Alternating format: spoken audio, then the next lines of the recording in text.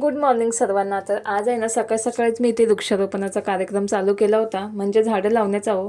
गावाकडून येताना तुळस आणली होती, माझी आधीची तुळस होती ना ती सुकून गेली होती, म्हणून येताना घेऊन आले होते. सोबत मातीसुद्धा आणली होती, कारण इकडे माती विकत घ्यावी लागते.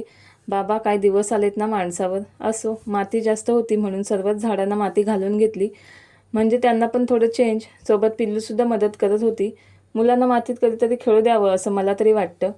नंतर ही सर्व झाडे आहेत ना ती मी या स्टँडवर ठेवली, म्हणजे झाडू मारताना बरं पडतं, खाली घाण वगैरे साचून राहत नाही. हे मी ऑनलाईन घेतले होते, 150पर्यंतच मला हे 2 स्टँड मिळाले होते. नंतर ना दुपारच्या वेळेस मी माझं हेअर ऑइल बनवायला घेतलं, म्हटलं तुमच्यासोबत शेअर करते.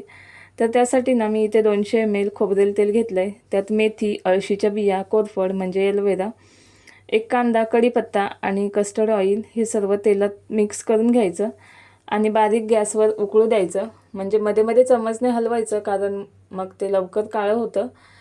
या स्टेजला आलं ना म्हणजे पूर्ण ब्राऊन होईपर्यंत त्याला उकळायचं. गॅस बंद करायचा आणि थंड झालं की एका काचेच्या बॉटलमध्ये गाळून घ्यायचं.